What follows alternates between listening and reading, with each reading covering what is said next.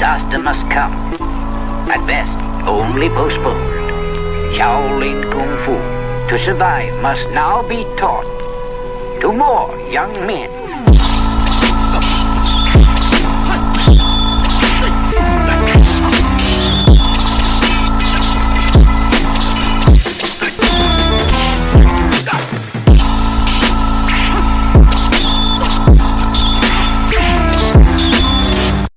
Welcome once again to another episode of Fists, Kicks, and Flicks, the podcast about martial arts, movies, and life. I am one of your hosts, Eugene Plowden, and with me as always, my podcast partners, Joe Hartley and Angel Diaz. What's up, fellas?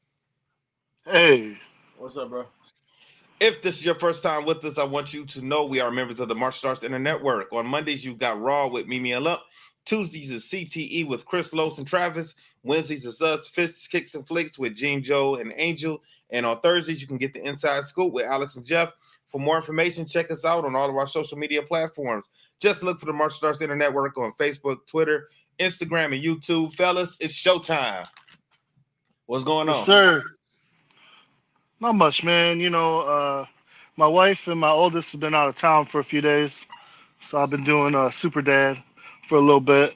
And, forget that. I mean, I'm not down with that single parenting stuff, man. 2 is better than 1, so I'm a little tired. But, I've been having fun with the other 2, so we had a good time. We stayed busy. Mm-hmm. I feel you. How you doing, Bugs? I'm tired, bro. Me too, man. I'm beat. I did a tournament yesterday. I just got done doing a tournament today, so I did a double, and I'm just burnt out, bro. How'd you do? I won the grand yesterday and then lost the grand today. Okay. All right. Yeah. So I'm just tired, man. I've just been doing work stuff, man. I'm just beat. Okay, Joe. You gonna have to do it. You're gonna have to do what? You gonna have to run the show, man, because I already see I got internet problems and I don't want to mess up the flow of the show. We do what we got to do. I thought you were over that crap, but that's all right. I thought so too, man. But I see there's a little delay, and I see that I'm being choppy for some reason. I don't know what's going on. So we're doing here's Joe. Okay, I'm gonna give it to you straight. We're doing Blade Trinity. Okay, we're finishing out the Blade series, and we're gonna jump right into it because we're done with our intro. Okay, wait, what's up? So before we jump into the movie, what did you guys think of this movie? I didn't hate it as much as I thought I would for being the third one. Okay. It wasn't my favorite one, but it was okay. I thought it was just funny. Okay. I thought it wasn't bad. I did not like the ending, but I didn't have a problem with the movie, honestly. Actually, I liked it better than the second one. I'm gonna tell you what they did with this movie. They filled it up with more actors, and so then they tried to make it a little bit bigger than it was. You know what I mean? Mm-hmm. I think the best part about the first 2 was it was just it was Wesley Snipes, and then they just threw some other people in there. Mm-hmm. This one they added Jessica Biel, they threw in Ryan Reynolds, Triple H, and some other people that aren't as bigger names. But and then they just tried to add a little humor and everything. So. For the most part, the story was good, but I think they left us wanting more with that storyline. Mm-hmm. I'm a Ryan Reynolds fan. I like Ryan Reynolds, but I did not like him in this movie. And I think the reason why I did not like him in this movie is because I've seen all of his other movies, and he acts the same way in all of his other movies. There's no difference to me than Deadpool or Wolverine or Green Lantern. He's acting the same way. And I know this is one of his earlier movies, one of his first movies, but I'm seeing this for the first time. This is the first time I've seen this movie. And to me, it was like, okay, that shtick is old, even though this is how he started. You know what I'm saying? So I could have done without his acting in this movie. For me, his acting is what I liked about the movie, honestly. I thought the little playful banter between him and Blade was actually really funny. If I did not see any of his other movies, I would agree. Yeah. But it's I've seen so many of his other movies for so many years now. It's like, man, this is how you're acting. I feel like that's just his style. He'll never get away from it. Mm-hmm. Mm-hmm. All right, Joe, take it away then, man.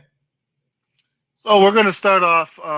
The funny thing is, for being new to the series, being the third series, Ryan Reynolds actually starts off narrating the beginning of this movie, which I thought was interesting. Mm-hmm. So, but anyhow, we start off, and I think we're in like the desert, like Egypt or something like that.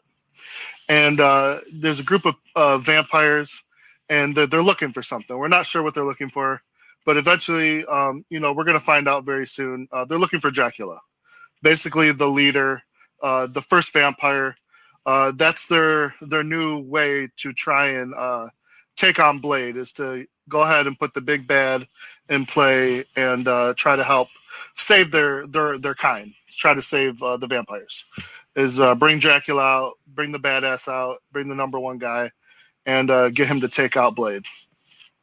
Did they ever say how he was in that tomb? What happened to him? From what I gathered, there were different theories, but basically he was just kind of like, you know what, I'm gonna take an eternal rest. Let me be alone, and just I'm going to sleep. Because they said a couple times, someone said the theory was that he was done like dealing with the human race and dealing with things the way they were, and so he wanted to wake up 1,000 years later in a different time. Okay. And so he was, because later on they show he's kind of mad that they woke him up before he was done with his quote unquote eternal rest. So I don't know what his timeline was to be how long he was supposed to sleep, but the vampires basically explained to him, hey, we had to wake you up because we're dying out here. There's a new, they called him a new player, Blade, and he's taking us out basically, which, I get it. Yeah, you got to try something. Otherwise, you're all going to be dead. So then we go into, our normal scene of Blade, and he's chasing vampires. I'm not quite sure where he is. Do you guys realize where he's at? I feel like he's in L.A. You think so? Because there is a point where where Whistler goes to get a paper, and they're speaking a different language. I still think L.A. All right, so they could be there. Let's just say they're in LA, and there's a car chase, and Blade is, he's tracking down vampires, and there's some familiars and everything like that, and of course there's lots of carnage. But he's doing this out in the open now, which we've never seen him do. Usually, this is something he does like in a club, in an alleyway. He's right out in the open. People are screaming, and he's just taking out vampires left and right, and we get to a point where he stakes a gentleman that he thinks is a vampire, and he turns out to not be a vampire. He's a familiar, so he's a human being, and it's a setup. He's been set up to basically commit murder, and there's another vampire that is actually taping this, and so they're going to set him up to basically probably get arrested, or they're going to let the police get involved now, because like I said, they're at their wits' end. They don't know what else to do. So they're going to try to see how this works for them. And the gentleman, the familiar, actually shows him, that he's got fake teeth, and calls him all kinds of names and says, yeah, you're an idiot. We got you. You're done. You guys got any? I got something. So I had a question about that. Why were the police looking for Blade? Because Blade. Go ahead. No, go ahead. Okay. You could tell that they were like tracking Blade's like history, and it sounds weird, but like we end up finding out that like some of the cops are familiars also, so they're tracking Blade for their like personal benefit, for their like handler, so to speak. So for them, they're looking at it as like he's killing people, even though they're turning into ash. He's also killing real people, like familiars. He'll kill them, like as we've seen like in 1 and 2. So that and Whistler even points out to Blade after all this, like, killing vampires is clean because there's no evidence. Yeah. Right. But killing a human, that's messy. That's not good. Yeah. Yeah, so that's what my question was, because I was thinking like, okay, if there's no bodies, if there's no vampire bodies to be seen by the police, like why would they be looking for Blade unless they saw him kill a human, but they would have to see it. Like, how would they know? I mean, I understand that they had some familiars that were working for the police. So that kind of threw me off at first when I saw this scene. No, I hear you 100%. And they do show later, and they even in number 2 that the familiars are a part of the police. So they've infiltrated the FBI, the regular police, and everything. So the next scene that we go to, Blade and Whistler are having a conversation, and Whistler's basically saying, I'm not going to be around forever. I'm really worried about your well-being, and the fact that he sees Blade basically alone, surrounded by enemies. That's the term he uses. So he's seeing him, no friends, no family, just alone with all his enemies coming down on him. And Whistler's his only friend, so he's kind of thinking, if you don't have any more friends, if I die, you're going to be on your own, and you're probably going to die yourself. So he's a little worried about him. And then we see the FBI headquarters, and they're showing this video from the vampires. And so the FBI is coming up with their plan of attack on how to get a hold of and take down Blade. You guys got anything about that? I didn't really like. I mean, I don't know. I just thought it was weird how they had a whole board with the lines going across and a sketch artist of his face. You could tell they've been putting some time into tracking Blade. Yeah, it's interesting to me because I think the missing piece was there was no evidence. So now that they have this evidence, they're ready to go. They're ready to pounce on the whole situation. And meanwhile, now we also see the vampires in the next scene, and they've got what did I say?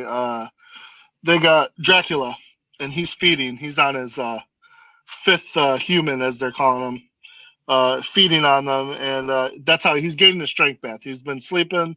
He's kind of in a demon form right now, and he's trying to get to a more likable form.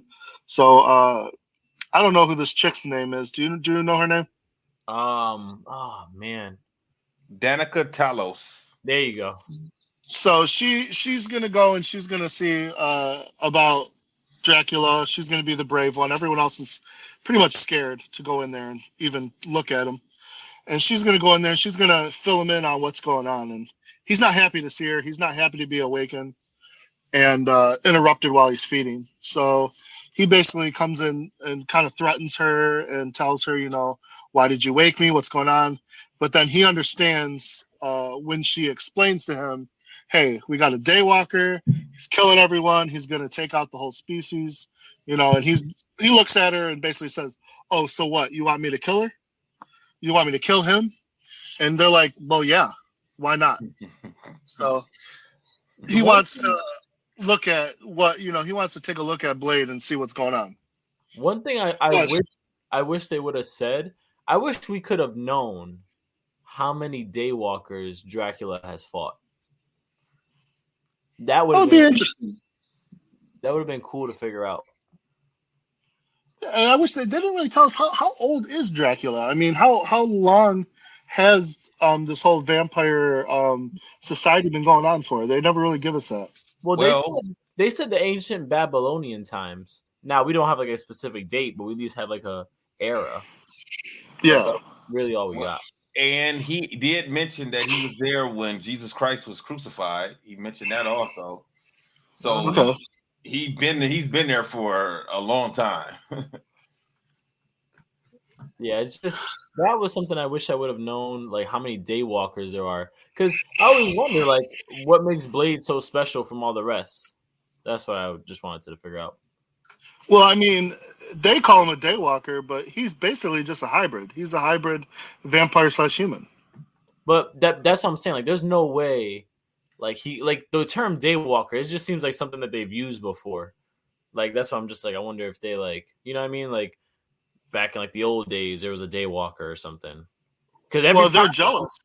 They want to be daywalkers. They would love to be able to move throughout the day because then they wouldn't have to get familiars to do their dirty work for them, or at least during the day. I mean, that's my guess.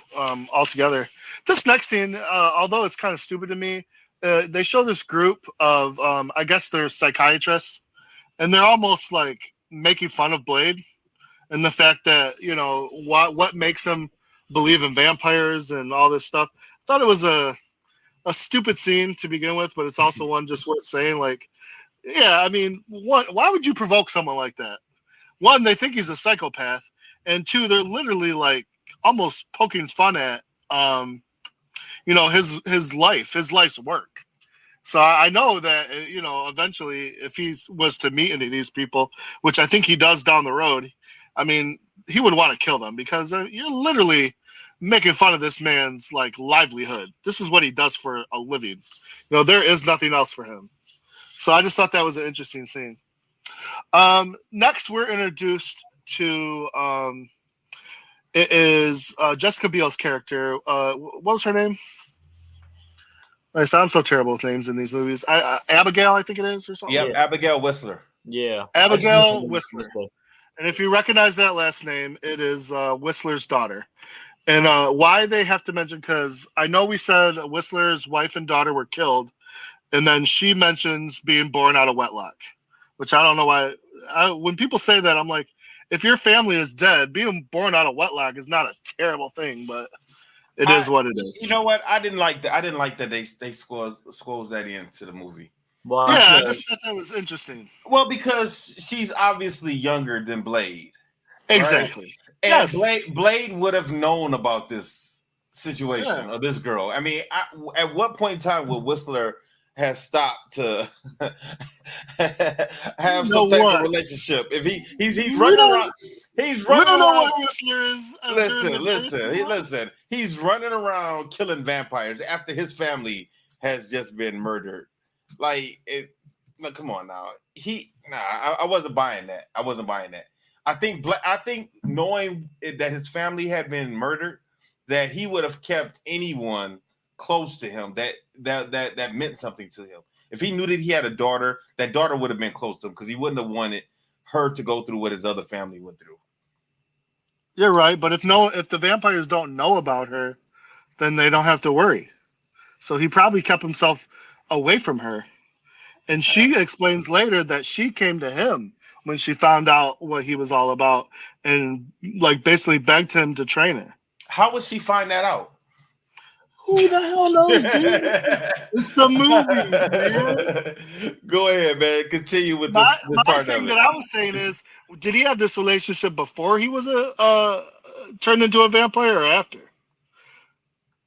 Because even though before. Yeah.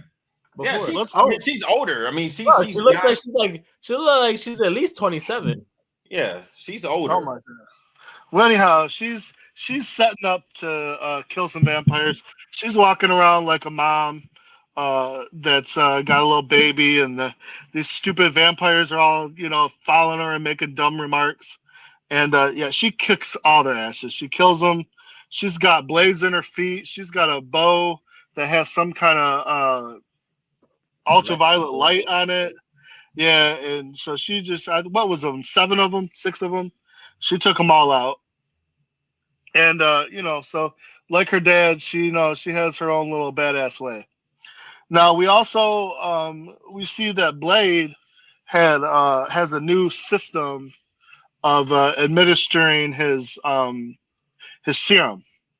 And that's kind of like where Whistler mentions he has friends that are helping him with his weaponry, and that got him the new delivery system where Blade can just bite down and take in his serum. So I thought that was something that was pretty interesting. So he's obviously talking about the Night Stalkers. Yeah, I mean, we don't know that at the time, but he just talks about that. And then we come to the next scene where Blade and Whistler are in their little hideout. And previously, before this, we seen that some people were actually following Whistler. And at first, I assumed it was the vampires, but we come to find out it's actually the FBI.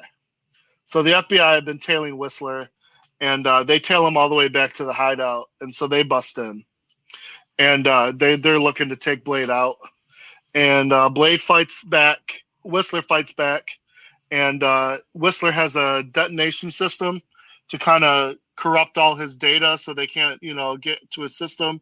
And then it's going to blow up. The problem is the FBI, because Whistler is fighting back and shooting at him, they end up killing him. So Whistler is as far as we know, he's dead. He's gone. He's not coming back this time around. In the meantime, he's trying to make a getaway for Blade before he does actually die. But Blade does not get out away from the FBI. He's surrounded. He looks like he's going to fight the FBI out on the docks, but he ends up kind of sitting down and putting his sword down. And, basically he's angry and pissed, but he's just kind of like, okay, I'll go quietly, which he does. Mm-hmm. So the FBI capture him, and they take him to FBI headquarters. And to me, it got a little weird there because, we find out why, but they're talking to him. And then the psychiatrist that I had mentioned earlier that we're kind of having like a round table talk, the main one comes in and he just kind of looks at Blade, asks him 2 questions and says, oh yeah, he's a psychopath.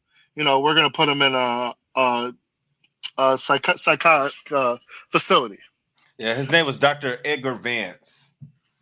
A real pompous asshole, and I really wish Blade would have just stabbed him in the throat. Because, even his face was really bugging me. I'm just like, that guy should have been punched. Just saying. I'm surprised he stayed restrained. I thought that Blade had some type of super strength or something. He does, but I think at this point, with Whistler dying and the kind of things going bad for him over the past, couple of days, I think he's a little defeated at this point. Plus, before that, right after this guy, does that, he shoots him with some kind of whatchamacallit to put him down a little bit. So, which is good because, yeah, you're right. He would get out and he probably would kill all these people and he'd really be in trouble. But he's not about killing people, more or less. Right. Granted, even to save himself, he's, if they're not vampires. Anywho, so we see all this and he's kind of going through in his head what's going on. And then the escort shows up and it's all vampires. So lo and behold, this doctor guy, he is a familiar. And so the vampires, they got their man. They're going to take Blade, and God only knows what they want to do with him. But luckily, going back to Whistler's daughter, she has a team of called the Night Stalkers. Did we say? Yep, Night Stalkers. They show up for a rescue, and there's in this group, what is there? 4 of them, 5 of them? Yeah, both. I think. Yeah, it's about 5 of them. And so they come in guns blazing. They give Blade his serum so he can power up. And, they're on their way out. They causing explosions and just, they make a big scene. And meanwhile, all this fighting is going on. And, Blade runs away during this rescue, which I got to say is pretty funny because if you come in to rescue somebody and they just take off, and he literally just in the middle of everybody fighting and shooting, and they got bows and arrows and guns, and vampires, are still trying to kill you. And he leaves for like a good 3 minutes. And then he jumps out the window and he comes back and he basically says, I had to go get my sword. Who could blame him? He loves that sword. Is this the least amount of martial arts that he's done in all 3 movies? Because there was not a lot of it in this movie. There was. I think Whistler's daughter did some more martial arts than he did. Okay. Yeah, because I see. The fight scenes were okay, but they're They're not like the other two movies as far as fight He scenes go. was getting older. Okay, but listen, they got Triple H, so why do they need some fight scenes? We do some wrestling. I mean, I was assuming they would have stunt doubles to do the action scenes for them. You know, Triple H don't need no stunt double. Come on now. I'm talking about Wesley. I'm talking about Wesley Snipes. I mean, whoever decided to put Triple H in this just cracked me up because every time I see him with his, what do you have, like silver fangs and stuff? Yeah. Just silly. So we're getting to see the Night Stalkers. I mean, they're pretty good. You know, they got fancy little weapons. They got a bow and arrow that can shoot around corners and big old guns and everything. And like I said, once they realized, you know, Blade came in and had to get his sword, and then their driver shows up and takes them to their the Night Stalkers to their little hideout. And so we find out the Night Stalkers actually have a bit of a plan on how to get rid of all the vampires. They have a virus that basically it begins and ends with Dracula's blood. So if they can get Dracula with this virus, because he is the first vampire, eradicate him, and it will eradicate all the vampires. Okay. So here's my question: did the Night Stalkers did they know that the other team was resurrecting Dracula? Yeah, they did. They did. No, they did. They did. I missed that part. When did they find that out? They said they said that in the beginning. They said that so right when they were doing the narration, actually, so like the narration, and then right when Blade gets to that compound, he ends up. That's when Ryan Reynolds was like, "Come on upstairs, we got something to show you." And when they get up there, they said we found out, like through our intel or whatever, a couple months ago that they were trying to resurrect Dracula, or they call him Drake or Dagon or whatever. Yeah. And they had many names for him. They were calling him Drake in this one. Yeah, and that they succeeded and that they resurrected him. And then they were like, we have a piece of his armor, and this is just gonna show what he could look like. And that's when Blade was like, "Are you serious? Are you joking?" He was like, and then that's when they started going more into detail. That's when we found out that he's been around since like the ancient Babylonian times. He's been around since like Jesus Christ, and he was like just killing people behind the scenes. And then he got disgusted with what he's seen in this world, and then went to sleep. Okay, go ahead, Joe. All right.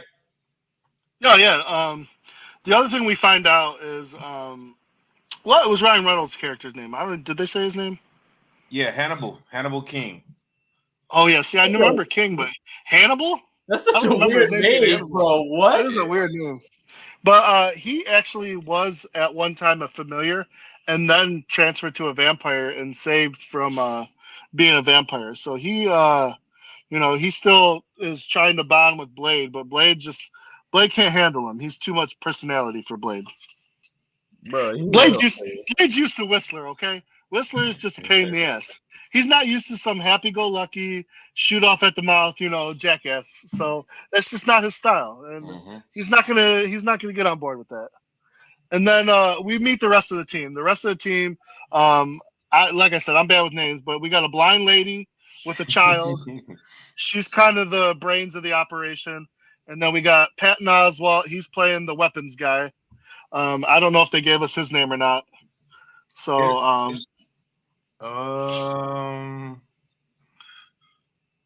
yeah, his name is Hedges. Hedges. So Hedges he's our weapon guy. He's the old 007. Here's all your toys kind of guy. And so he hooks Blade up with some new toys. I guess him and the other girl, they're the one that came up with his new serum system. So this is our team, and they're doing their best to try and fill Blade in so they can fulfill their plans to take out the vampires. And we're hoping that of course this could happen, because this would definitely take care of their problem. So the next scene, we see Drake, and Drake is kind of trying to refamiliarize himself with the world, and he's walking around, and everything's real different. He's not really into it. And then he actually comes upon this little mom and pop shop that's completely, fully dedicated to him. And again, he's not happy. He's looking at cereal boxes and all kinds of crazy stuff. So he goes in there, and there's a guy spouting off at the mouth. He throws him out the window, and then he just kills this girl because he just wants to, and he doesn't care. And so he's looking around, and I think he's just trying to get the feel for the land and hopefully run into Blade. You guys got anything about that? No, I don't. I just hated that scene. I've always hated that scene. Come on. Why is that? I don't know. I just felt like, I don't know. It just seemed like so like dumb to me. Like it was random. Like that. Let me not say dumb. It was just a random scene that I never like. I don't know. To me, I feel like scenes should like go towards the movie, and I was like, what the hell does this have to do? So are you talking about the scene with Dracula going into the Dracula store? You don't think? Yeah, like it just made like no sense to me. And then like I don't know. Like I just was kind of just like, yo, like why? Like, why are you doing this for? You just wanted to bite someone? Like what is like? I don't get the point of this. I guess they just had to have him, like you just said, bite somebody. Like that's all it looked like. They just wanted to show Dracula's powers. Yeah, that's all it looked like. And then it was very random. And then he let out that loud ass scream, like no one else would have heard that. Like that was like a deep, like demonic type scream. It was crazy. That's just me, though. You know. So we come to the next scene, and the next scene they're loading up the weapons. They're Blade's looking at all the new stuff, and then they explain to him the idea of what's going to happen. So they have a delivery system that you can use with a gun or with a bow and arrow. And again, the key is to get Dracula's blood. Either shooting him with the delivery system, or even if you get his blood, add it to the virus, and then the virus itself, can be distributed and to kill all the vampires. Now, during this situation, they don't know because they haven't really had time to test this whole thing out. So they don't know by killing all the vampires if half vampire like Blade, the hybrid, would also die. So they're kind of explaining to him, yes, we can get rid of all the vampires, but you may also perish as well. You guys got anything about that? Nope, I don't. I don't know. Like to me, like I felt like that was just I felt like I saw that coming from like a mile away. Now, do you think Blade seemed to care? No. Yeah, me neither. As long as they all die, he didn't really seem to care. I feel like he's one of those dudes that he's like, I'm like gonna like the job is to make sure there's no more vampires. So it doesn't matter what happens to me. But I also feel like because he lost Whistler, like what does he have to go back to? True. Like he don't care anymore. But I mean, why not take this opportunity with this new group, and maybe that's something to look. And what? Like build them? Come on now, that's not Blade. Like he don't give a fuck. Like, come on now, Blade don't. Well, maybe he does, man. Blade got mad that they had a hello sign that said like "F you." Like, yeah. Like he called them a Saturday morning reject cartoon show. Like he was at a whole different level. I mean, really, like, what was Blade going to do if they're successful? Like that's the end of his job. He's going to be unemployed after that. Find something else to do. Maybe he can he can drive a bus or teach us some school or something. Put a martial arts class. I don't know, man. I'm just trying. I'm spitballing here.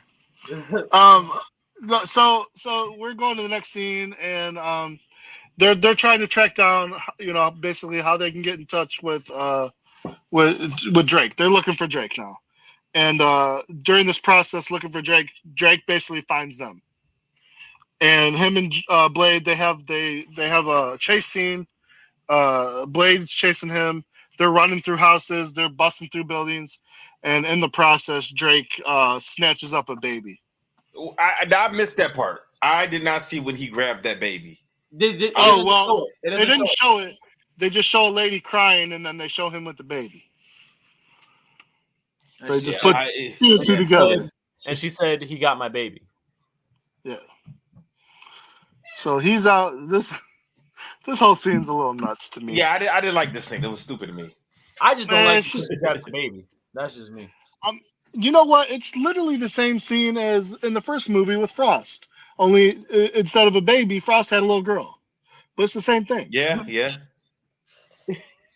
What? Why are you shaking your hands? I'm just saying it's literally the same thing. Only he has a baby now. If it was a little girl. Man, that was a little girl. Boy. That was definitely a little girl. A little person. What? It's not important either way. So they have a conversation, and Drake says basically, Blade's human side is his weakness. Yo, I love what Blade said to him though on the real. What did he say? I don't remember. When he said to him, he said something like, a lot of people have talked, but they all taste the end of my sword. When he said that, I was like, oh, that's so cold. Like, that's just so cold. Listen, man, Blade don't play around. That was cool. But he's really freaked out about this guy, and he wants to help this babies. So after they finish their words, Drake throws the baby in the air and takes off, and we don't see him again until later. Yeah, I hated that he had that little saying, that coochie coochie coo or whatever that was. That was I hated that. Why did you hate that? It was stupid. It was stupid. It was a stupid line to put in. And honestly, I don't really care for how Wesley Snipes is acting in any of these movies. Like I've seen him act way better than this. Like I feel like it was just I feel like personally, for this, not for this movie especially, but like for all the other ones, I feel like his job wasn't really supposed to have like verbiage in terms of like acting. I feel like his acting in Blade in 1 and 2 was like his mannerisms. So I felt like for this movie, well, do you guys know like the controversy with this movie? Like what happened? No, I don't. No. So like you say that, right? Like that was a stupid line. Blade 3 almost never got recorded and never got even put out because Blade has such an issue that his lines were being taken by Jessica Biel and Ryan Reynolds. Like he didn't get as much like screen time and getting like to actually talk and act as they did. So I felt like that, like you saying that's stupid. They probably just threw it in there just so that way he could have something to say. It seemed like it seemed like he was overacting, trying to be cool. Yeah, and I know that I've seen a lot of Wesley Snipes movies, and I've never seen him act like this before, where he's overacting. That's crazy. I mean, and that's what all 3 of these movies to me. Like I've seen him act a lot better than this. That's crazy. I just saw Passenger 57 the other day, and I was like, man, like how you're saying that acting. It's because we just watched Blade. I was like, yo, like he's acting so much different in that movie. Like, what the hell is going on here? Yeah, that and a lot of his movies. Like when I saw this was a step down to me with his acting. Yeah, I never saw it like that. That's actually different. Okay, but these Marvel movies, they take on these characters, so I don't think that they do have to show their range in acting. I mean, they're taking on these characters, so you want them to be the characters, not necessarily who they are. Did you? When you look at Robert Downey Jr. now, you don't think of anything else he's ever done. You think of Iron Man because he's so good at being Iron Man. And then anybody else that's going to come in and try to play Iron Man, you're going to be like, nah, man, you're not Iron Man because Robert Downey Jr. is. Yeah, but he didn't really have a long list of movies where he just dominated. He was such a good Iron Man. I forgot about all the drugs he did and all that. I was like, yeah, that's what I'm saying. Or how about Tropic Thunder? Yeah. Funny movie, but his character in that movie was awful. Come on. Yeah. It was terrible. No, but you know what though? As funny as we say, Gene, have you ever watched any of the Blade comics? I don't know if we talked about that. The Blade comics? Yeah. I don't even remember Blade having a comic when I was younger. Like he would only show up in the Spider-Man stuff. Yeah, and he only showed up in like the Spider-Man the animated series. That was the only time I ever really... Yeah. Okay. No, the only reason I'm only asking because I was gonna say, like, is it consistent? Like what you saw, and then like with the comics or the TV show, is he consistent? Yeah, I don't know. I never read a Blade comic, and like I said, as far as him with Spider-Man, like he would just show up only to deal with Morbius, you know. So I don't know. Okay. Yeah, I'm curious about some of that too. I got something to talk about at the end. But moving on. So the next scene that we got set up to meet up with the FBI. And the whole thing, it's a setup on top of a setup type of deal, where the FBI didn't realize Blade was going to be there. So everybody pulls their weapons and guns, and they try to be friendly with each other. And all in all, we find out this FBI agent, he's with the vampires. He basically believes that they're going to win the fight, and that he'd rather be a pet than food. And so Blade being Blade, he basically tells the guy, hey, you're going to show us what's going on in this building, or I'm going to kill you. And so they go in, and the building is set up as a human blood farm. Yeah. So they are keeping humans in a comatose state, basically a brain dead state, and they're just continuing to bleed them, not dry, because then they can bleed them for 20 plus years and get a nice food source. So this is their new food system, I guess, to say. Instead of bleeding a human once, I think the lady said, she said we can bleed them 20, 30, 40 times depending on how resilient they are to being bled so many times. And these weren't just everyday people either. They were actually getting homeless people. Yeah, well, they were trying not to make a footprint. Right. So, I mean, as far as vampires go, it's pretty smart, but wow, that was gross and insane all at the same time. And they said they had plenty of these farms all over, right? This was not the only one. Yeah, there's more of them. Mm-hmm. So, obviously, Blade is pretty disgusted by this whole thing, and all he can think is right now, he wants it shut down. He wants it done. So he goes, there's a lady, she's at a computer. He tells her what's the kill code and to shut it down. Shut it down right now. And then he actually shoots the FBI agent in the back, which I kind of thought was a little much. He gave him 20 seconds to get out of there. He sure didn't. He said he waited about 5 seconds and said 20 and shot him. Which was a little messy, but that's the second human he killed, and he meant to kill that one. So he's well, he knew he was a familiar. He knew he was a familiar, so he didn't care. I know, but still, man, an FBI agent on that. I mean, that's a little much, but he didn't seem that important, so nobody really raised a fuss about it at all. So we go and we see the next scene, and this scene was a little different because we're back at the base. And we see Whistler. Now, we know it's not Whistler. Whistler's dead. So something they never really tell us that can happen, but we've seen it twice now, because the first time was back in the office when Blade and him were chasing each other. Drake can change into other people. They said that. Did they say it? They said it like it's weird, man. This is like the part. This is what I didn't like about this movie. They said all that stuff when. Like that first part when Blade went to the compound and they said this is what his armor looks like. This is who he is. They said he could shapeshift, but again, it's such a quick passing 3 seconds, and then they keep talking about whatever else they're talking about. So Drake shows up as Whistler. He freaks out King, and then obviously King says, "Well, you can't be here. You're dead." And he realizes it's Drake, and so they start fighting each other.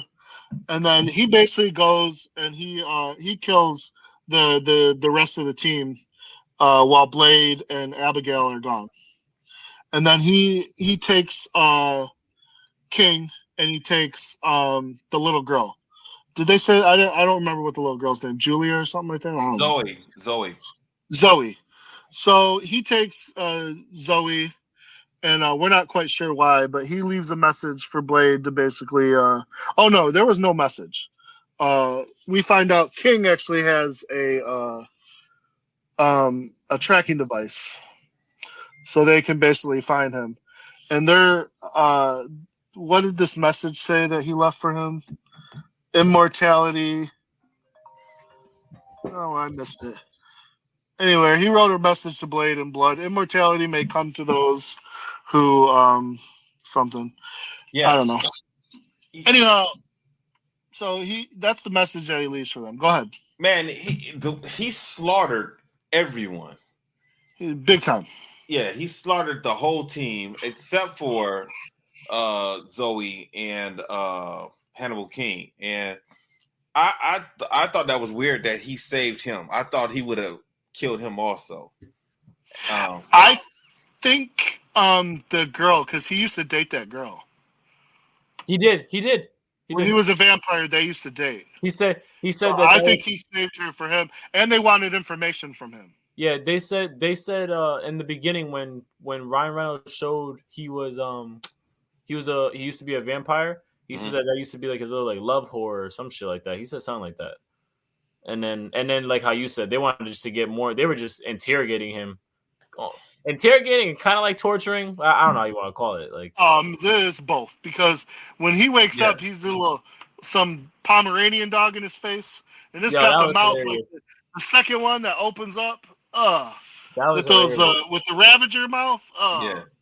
No, thank you. No, thank you. Get that dog out of my face. Anyhow, Ryan Reynolds' little ex-girlfriend comes in and starts kicking him around and torturing him. And they want to know what the plan is. They want to know how Blade plans on eradicating all the vampires. And obviously, he's not going to give that to him because, that would really hurt the plan. So Hannibal King, being a smartass that he is, he just keeps messing around with them. So they lose their patience. And she tells him, I'm going to turn you into the thing that you don't want to be turned into the most. I'm going to turn you into a vampire. And then she explains how she's going to let him stay there and not feed for days and days and days until his thirst for blood is so bad that he'll just eat the first thing he sees. And then she's going to send Zoe in. That was sick. Yeah, that was messy. I mean, it's smart, but it's sick. It's a sick plan. It is a sick plan, and she's just crazy enough to do it. So she kind of leaves him with his thoughts, and obviously, I'm assuming if he really believes that she's going to do that, he's going to give them what they want. Now, he didn't tell them anything, did he? Because they never really showed whether he told them or not. No, they didn't show anything. So that to me was weird, because I feel like if you had him worried like that, you would have tried to get that information right away. So real quickly, Abigail's pissed. She's pissed now. Her friend is dead. Most of her friends are dead. They have Zoe, and Blade's telling her to use that anger. She's taking some practice shots, and they're getting ready to take care of the plan. The plan to send the virus out with Drake and kill all the vampires. And they're going to use her bow and arrow with the virus. And so we get to the next scene, and it's her friend. Like I said, I'm so bad with the name. She called her, she said that was her sister. Was it her sister? I mean, I don't know if she said it like that's like her real sister, but like she said it a couple times in the movie, like that's like her sister. Her name is Summerfield. Yeah, she has a video that she left behind if she died, and it basically tells them to take care of Zoe, and it explains to them how to deliver the virus to eradicate the vampires. And so now, skipping ahead a little bit. Go ahead. I was just gonna say real quick. I personally didn't like that video because it was like for me, I was like, so that happened after Blade got there. Like, what made you think that once Blade got there, you were gonna be killed? Like you know what I mean? Like, why wouldn't that be made like before he got there? You know what I mean? It was just a weird So, it's just weird. I think a lot of these movies and a lot of these people, they do that like kind of dramatic "if I die" video. Whether or not Blade's there or not, I think that was just her thing. Like she wanted to make sure that she had something to kind of let them know, hey, this is what's going to happen. When you're in that kind of job, you know what the risks are. Yeah.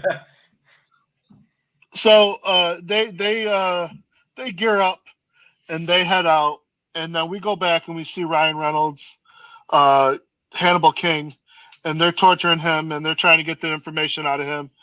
And now he is basically explaining how he has a tracker, and that Blade and the rest of the team is on the way, and they're coming to kill all of them, and they don't believe him. They think he's just messing around until all of a sudden, through the duct system, there's like a silver powder, and they're all choking on the silver powder, and we're waiting to see somebody bust in. But yeah, it's delayed. But eventually, eventually they bust in. They start going after the vampires, and Abigail breaks Hannibal out, and of course he's got a lot of smart stuff to say and everything. And they each go their separate ways, and they have to take care of the rest of these vampires, and then lastly, hopefully, take care of Drake. You guys got anything? This is where the most martial arts is happening. Blade's actually kicking some ass in this one. Yeah, I personally just would have wanted to see Blade go up against Triple H one more time. Me too. I agree. I felt like I understood why Hannibal King fought him, but I just would have wanted to see him and Blade go at each other. I agree. I think it would have been better. Yeah, I think it would have been a way better fight. That's just me. Like to see Blade fight a bunch of henchmen again that we've seen in 1 and 2. I was like, like I'm already over it. And real quick, we get these damn dogs again. Now we got Rottweilers and a Pomeranian. But luckily, Hannibal just runs out the window and they all run. And then why Triple H come in and go, "Where's my dog?" Hey, the craziest thing is when they ask like, what happened to my dogs, and he tells them, "Have you checked the lobby?" That was what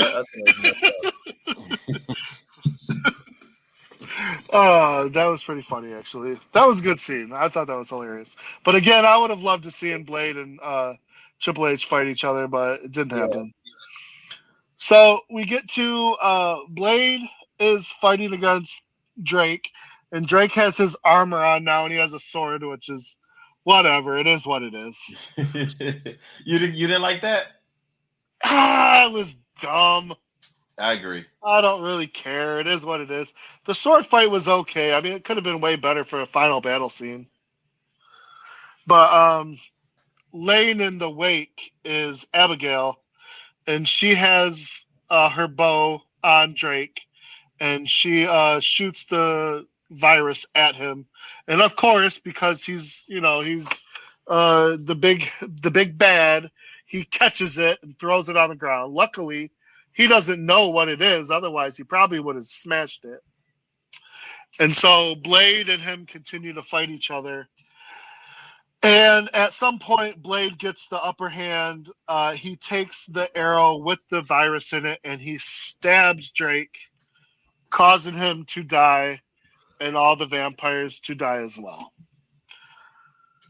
And I mean, that's pretty much the end of the movie for the most part. Blade does not seem to die, so that's good. And, we kind of see him. They go through a few scenes of Blade kind of doing his thing still, which I don't know what he's going to be doing because there are no vampires that we know about. Now, this stuff that comes out, this virus spreads all over the world, right? Supposedly, it spreads because Drake is dead. I supposedly most of the vampire movies I've seen, if the number one vampire dies, then everybody dies. I guess. Right. That's how a lot of them are. But I don't understand how Drake gets the virus and then it kills all the other vampires. Yeah, that was. I don't know. That seemed like a weak ending. Did you like how Did you like how Drake was? He like shapeshifted into Blade. I see that confused me when it came to the end of the movie, because when he got up in the morgue, who was that? No, that wasn't confusing. It was he did that because he said, "I'm going to do you one more favor." He was trying to make it look like he was dead, so the police would get off his ass.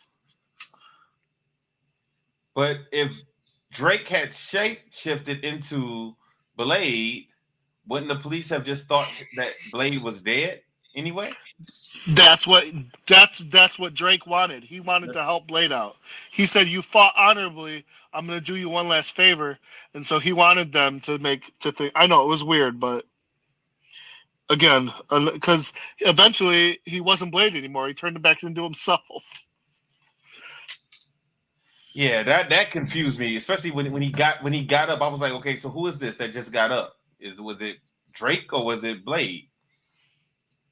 It was Drake. Oh no, it was Blade. Blade was alive. Drake was dead. Yeah, that ending confused me. I agree 100%. That seemed a little weird. Yeah. So anyhow, yeah, I'm gonna be honest. I kind of forgot about this movie, so I do remember liking it, and I didn't really remember if I it was better than I thought it would be. So I'm gonna stick with for the most part, I'm gonna give it a B- because it's right on where I've been doing B's. I didn't like it as much as I liked the first two, so I'm gonna go with a B-. Okay. I give it a B. I liked it, except for the ending. That's the only thing. Yeah. That's the only thing I didn't like was the ending. I'll give it a B. How about you, Angel? I'll give it a C. Honestly, I think I told you guys, I think comedy wise, that was the only thing I really like about it, is that I could just have a good laugh watching this. But in terms of martial arts wise and everything else compared to the first two, it really didn't match up. I got you. So real quick, did any of you see Eternals? No, I didn't. I want to. Okay, so I mean, it was a decent movie. I'm not going to give any spoilers out, but they do. There is an homage all the way at the end to the new Blade movie. Really? Yeah, they're giving us a character that I've never heard of. So it's interesting. So anybody wants to check that out? I enjoyed the movie. A lot of people said they had a problem with the movie. Yeah. But people have to remember this is an origin story movie, so I think the problem was there wasn't a whole lot of action in the movie, but there was a lot of storytelling. So I don't mind that in a first movie because I know it's going to pick up, and so I enjoyed it a lot. But it is what it is. I still haven't seen that or Shang-Chi yet. Listen, I heard Shang-Chi was the bomb. Yeah, I heard a lot of people say it was good. I just haven't, I mean, if COVID wasn't going on, I probably would have seen both movies and Venom, and I haven't just yet. Oh, I gotta see Venom too. I saw Venom. Venom was good. Yeah, but I can't get a good copy of Shang-Chi right now. It won't come out in my specialty place. I gotta wait for it, or I gotta if they release it, I'll watch it. I'll buy it. I'm surprised it's not on Disney Plus yet. Like, it's been 2 months. Yeah. Oh no, it's still in the theaters. Yeah, it's still in the theaters. Okay. So what's next? What's next on our agenda? What are we watching next? We gotta do Transporter 3, right? I knew you was gonna say that. Bro, I was hoping Joe was gonna say something else. Transporter 3. We gotta do Transporter 3. Hey, I'll do Transporter 3, whatever. I don't have to, but let's just get it done and over with. Okay, but then what can we come up with next? We need to put. Dude, we still have not watched Snake Eyes. We still have not watched Shang-Chi. Like, we gotta get those in there. Snake Eyes, we will get those in there. But where can we watch Snake Eyes right now? Yeah, I can. Listen, okay. I watched it on a flight to Diamond Nationals. We definitely can. All right, we can get that one in there. Are there any Christmas or Thanksgiving martial arts movies? Thanksgiving? I don't know about that. And don't say Die Hard or nothing like that. That's not a martial I was about arts to movie. say. I was about to say for Christmas, Die Hard. Listen. For Thanksgiving. Oh no. For Christmas, Rocky. Anyway. Wait. And also for Christmas or for Thanksgiving, you have Undisputed 2 with Michael Jai White. Disaster must come. At best, only postponed. Shaolin Kung Fu. Yo, all right, everybody. Yo, I don't mess with the director now. That's wild. That is crazy. That was great. I'll feel him on that though. So, you guys got any closing remarks? Nope, I'm done. All right, everybody, stay safe, stay strong. We'll holler at you guys next week. All right, director, play my music. Disaster must come. At best, only postponed.